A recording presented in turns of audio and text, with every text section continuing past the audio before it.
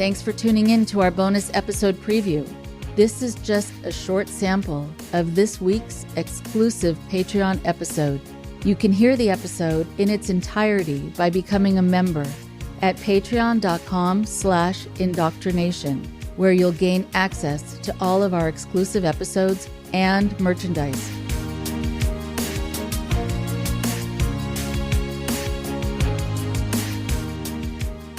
Hi, everyone. Thank you for your support, for continuing with your support, for increasing your support if that's something that you've done recently. It's truly appreciated. It is something that I do as a labor of love, and I love knowing that there are people partnering with me, with us, to help keep it going. My next guest started communicating with the dead when she was just a toddler. She's a wife and a mom who also happens to talk to dead people. Please welcome celebrity pet psychic. Our next guest is a clairvoyant to the stars. We're back with a group of friends who share a very unique bond. They are all psychic.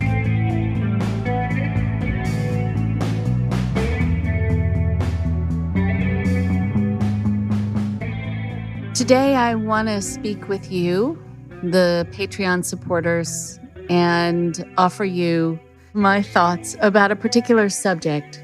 Something that I get asked a lot about is about my feelings about people who call themselves psychics, people who have palm reading shops and who do different kinds of readings, people who are healers, or they call themselves healers, people who are spiritual healers or energy healers, a whole variety of people who call themselves life coaches and then veer off into some kind of supernatural space where they talk to people about their loved ones who have passed, or they get into something spiritual, or the next thing you know, they become your spiritual leader. And also the amazing number of people who are calling themselves shamans. And I must say that for most of the people who have followed someone who calls himself a shaman or calls herself a shaman, and you go to some jungle and take ayahuasca, if that's what you do with the shaman, most people don't really even know what that term means, and also if that person is really that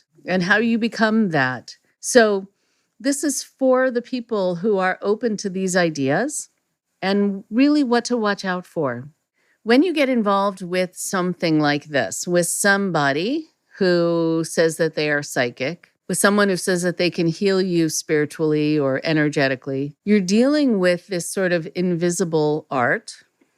And then from the start, you're dependent on this other person to let you know if you've attained whatever goals they say that you're going to be able to attain with them. It's usually not something practical, like something that is quantifiable. They usually won't say something like, if you stick with me, by the end of the month, you will have made $5,000, because that's quantifiable. Instead, they'll say that you will have reached a place of higher spirituality, or that you have found some way of having an ascension, or self-actualization, or that your energy blockages were unblocked. Well, how would you ever know if you've reached these things? How do you define these things? From the start, then, you are dependent.